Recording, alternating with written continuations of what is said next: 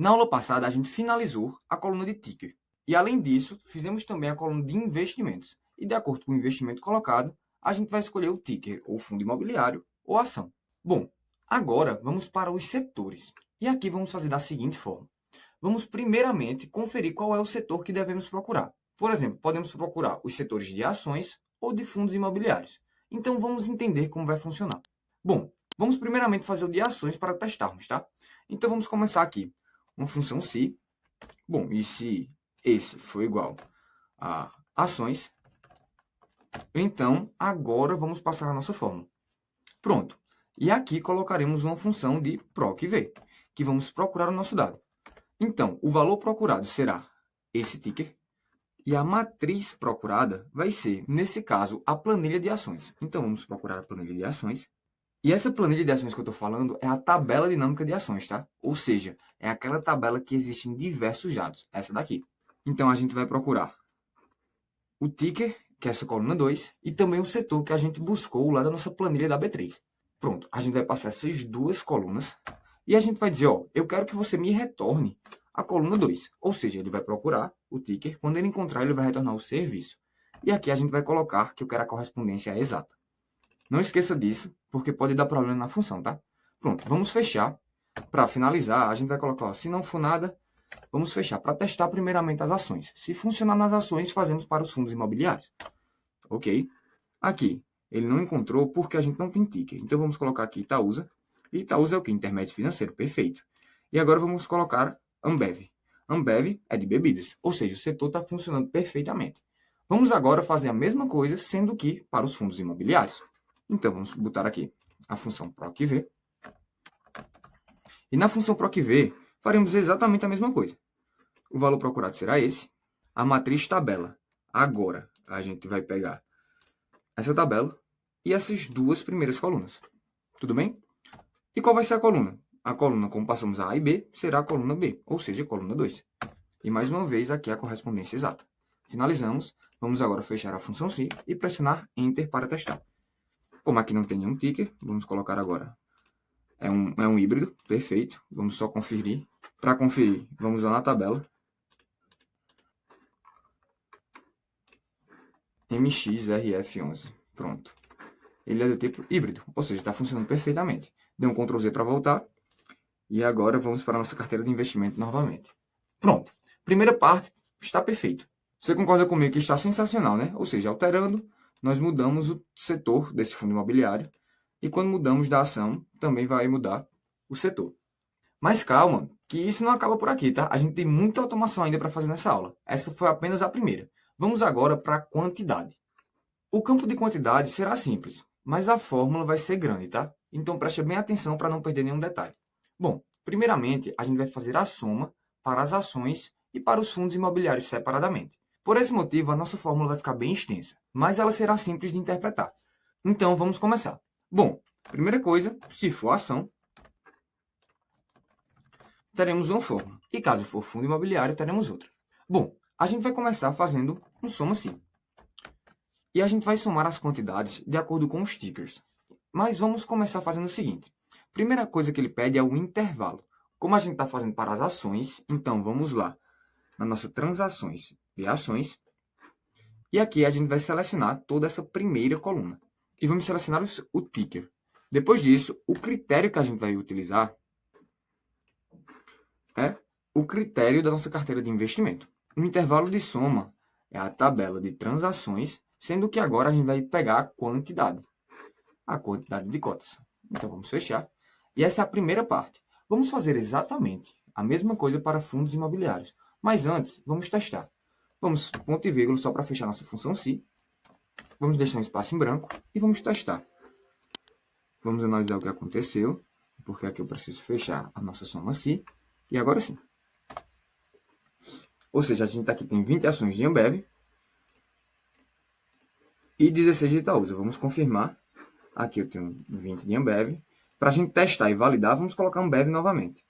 Ambev, vamos dizer que aqui foi dia 15 de 3 de 2021, por R$14. A gente comprou 20 Ambev e vamos dizer que foi na Clear. Pronto. Agora a gente vai voltar para a carteira de investimento e aqui está 40, ou seja, funcionou perfeitamente. Vamos fazer exatamente a mesma coisa agora para os fundos imobiliários.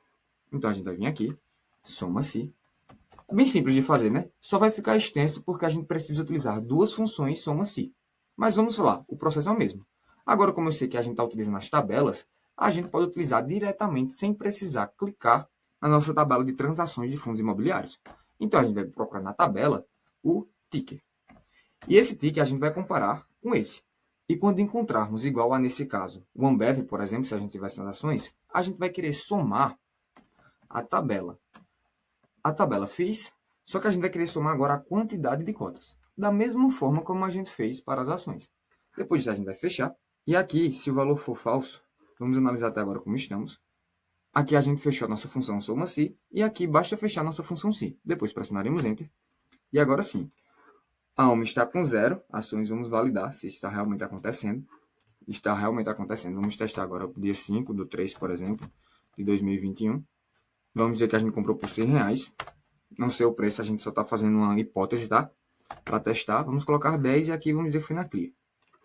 Pronto, perfeito. Agora vamos voltar e aqui está 10. Funcionou perfeitamente. Pronto. Agora vamos fazer o valor pago. E para fazer o valor pago, primeiramente eu preciso fazer o total pago. E será bem parecido com a quantidade, sendo que ao invés de somar a quantidade, nós somaremos o valor da compra. Então a gente vai fazer o seguinte, a gente vai simplesmente copiar essa fórmula para o total pago. Tá? E agora a gente só vai precisar alterar o que antes era quantidade de cotas por valor total. Ou seja, a gente vai apagar e vai colocar aqui o valor da compra. Ou seja, vai ser a multiplicação do valor da compra da cota pela quantidade de cotas. Então, vamos botar esse. E também precisamos fazer isso para os fundos imobiliários. Vamos tirar a quantidade de cotas e colocar o valor da compra. Beleza? Depois disso, eu vou pressionar Enter. E automaticamente já vai estar aqui todos os nossos valores. Voltando agora para o valor pago por cota, olha só como é simples. O valor pago por cota será simplesmente o valor total pago dividido pela quantidade de cotas. E para te provar que isso está correto, preste atenção nesse valor, R$14,02,05. Se a gente for comparar lá em ações, a gente aqui comprou 20 ações por R$14,05 e 20 ações por 14. Ou seja, a média desses dois vai ser 14,02 centavos e meio, que é exatamente a nossa resposta.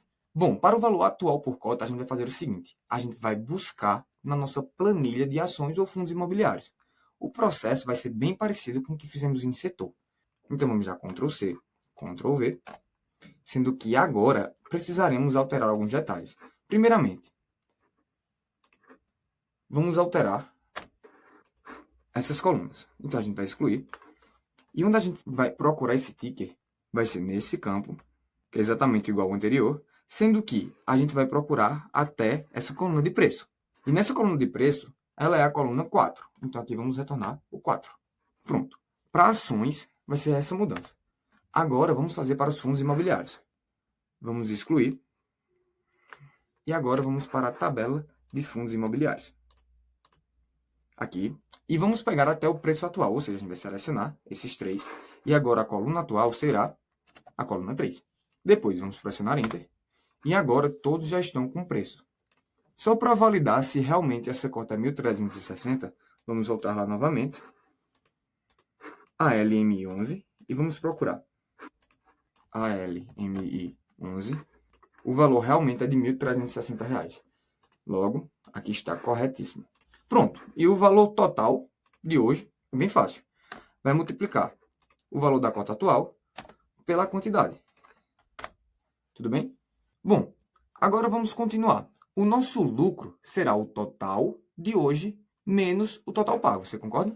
Então, aqui vai ser o total de hoje menos o total pago. Esse vai ser o lucro que a gente teve com essas ações. E a porcentagem de lucro, como é que será?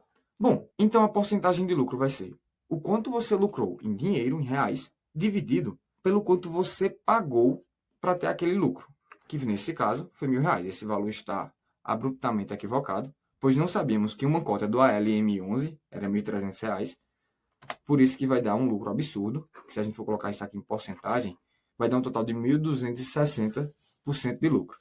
Vamos alterar, vamos, por exemplo, vir aqui em transações de FIIs e vamos dizer que uma cota desse a gente comprou por 1.340. Agora a gente vai voltar e o nosso valor vai estar bem mais aceitável. Bom, essas duas últimas colunas de dividendo e lucro com dividendo a gente vai deixar para depois, tá? Bom, com isso, a gente otimizou completamente a nossa planilha de carteira de investimento.